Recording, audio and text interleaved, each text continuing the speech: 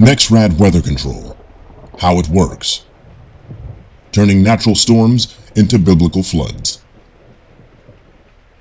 Weather War 101. Intro to Nexrad HAARP. Generated ionized clouds.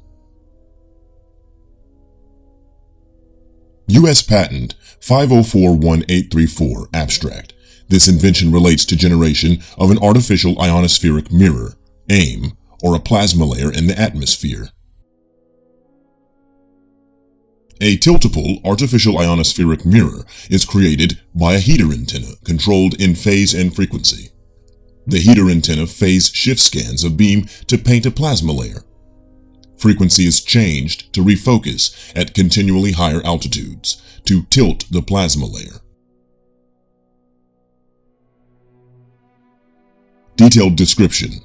A heater antenna radiates power, causing avalanche ionization or breakdown, releasing free electrons in the atmosphere to generate the artificial ionospheric mirror. The heater antenna is an array which can be used to focus energy at varying altitudes and elevations, to tilt the artificial ionospheric mirror using phase and frequency control. Nexrad power supply. Transmitter. Klystron. A Nexrad site consumes approximately 50.8 kilowatts of energy. That includes the air conditioners and/or heaters to control the temperature of the hardware. The transmitter itself takes 15 kilowatts, roughly the same amount as 13 clothes irons. Although a Nexrad site consumes about 50.8 kilowatts of power, the Klystron, pictured to the left, is a special unit responsible for converting standard commercial power to the 750,000 watts of coherent energy that is transmitted each pulse. The peak effective power is 750 kilowatts. However, the transmitter is only supposed to be active between 0.05% and 6.1% of the time. The radar is only supposed to be transmitting for about 7 seconds out of each hour, or 0.19% of the time. The artificial ionospheric mirror ionization layer is created by using this focused power to ionize an area in the atmosphere. The microwave breakdown of air occurs when free electrons gain enough energy from an electric field to generate additional free electrons until no more can be generated, thereby resulting in avalanche ionization, or breakdown. This causes the generation of a plasma layer. To create an artificial ionospheric mirror, the heater array is focused at a desired altitude to maximize power at a point and thereby generate plasma. In order to form an inclined artificial ionospheric mirror cloud, each new ionization line must occur at a slightly higher altitude. By altering the phase or frequency of the array elements, the focal point can be moved up in altitude. For an artificial ionospheric mirror, it is desirable that the power gradient be high because this directly determines the gradient of the electron density of the generated ionized cloud.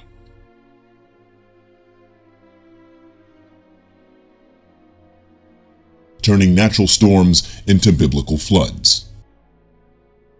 Tracking Tropical Storm Lee and National Nexrad activity.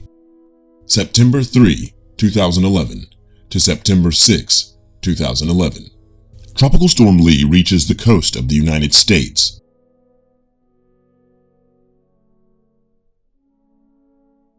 Nexrad stations actively generating artificial ionospheric mirror clouds. Small weather system moving east.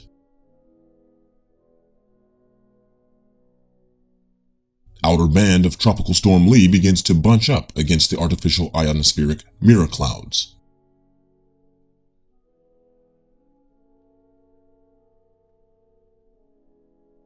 Nexrad stations are turned down in advance of the storm to allow it to flow freely.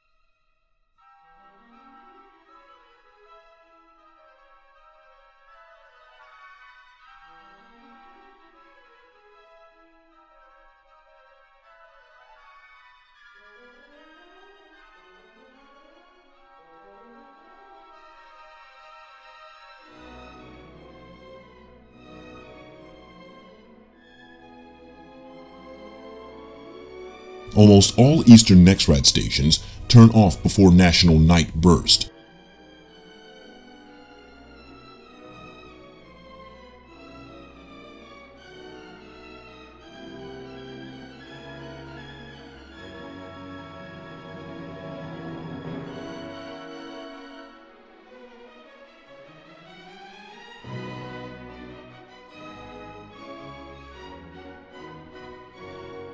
National Night Burst occurs every night without exception between 8 p.m. and 10 p.m. Artificial ionospheric mirror clouds generated inside the outer band of Lee break it apart.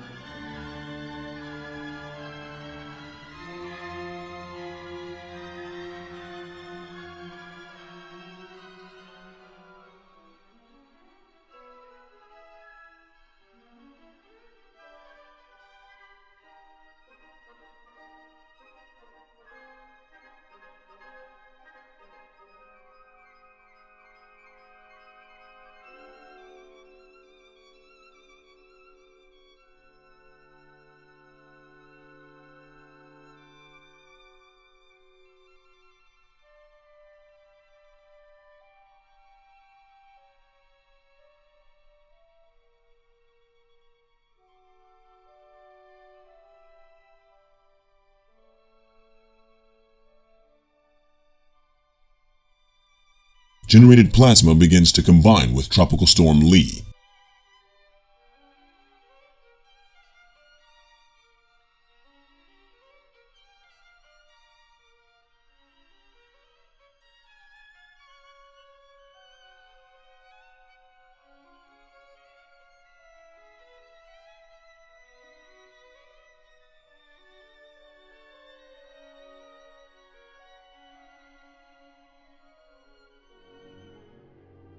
The center of Tropical Storm Lee remains stationary.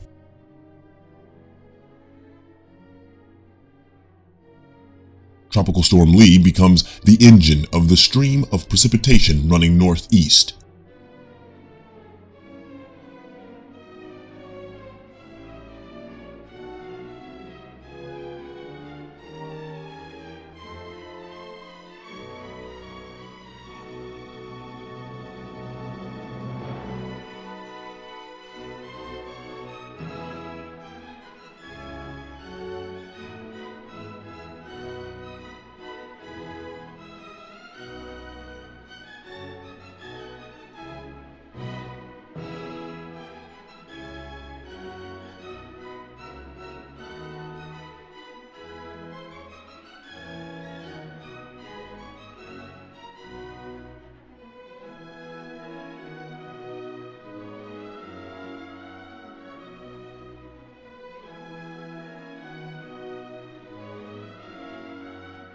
Center of rotation remains stationary while it continues to feed the belt of precipitation running northeast.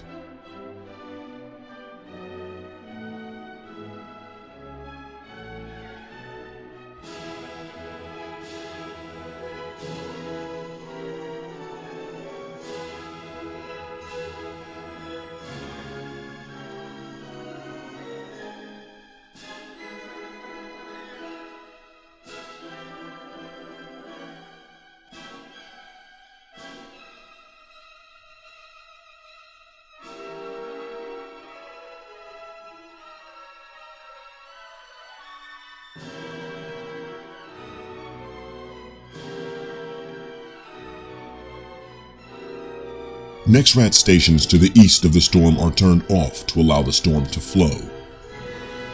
Nexrad stations to the west of the storm are turned on to feed and drive the storm.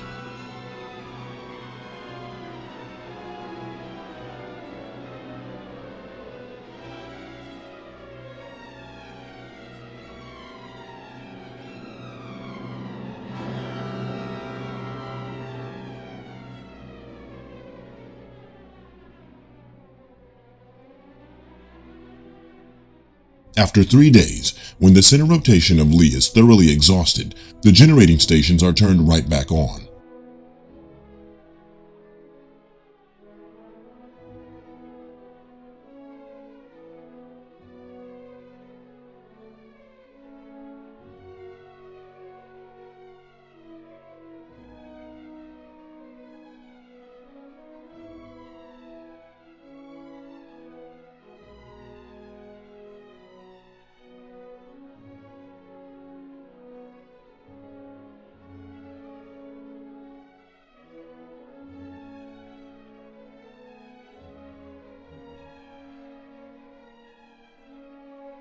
Who is it that decides the people of this country and this planet don't have the right to know their weather is purposefully manipulated on a continental and global scale?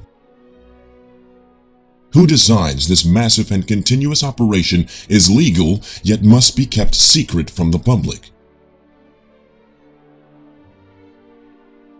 Who is it that subjects all of humanity to meteorologist after meteorologist, proclaiming what a mystery this decade of manufactured weather has been, as community after community is intentionally drowned, blown, or washed away? The people need to stop accepting endless diversions and rhetoric and start finding out who actually controls their reality. Pay attention. Weather War 101. Narrated by John Loth.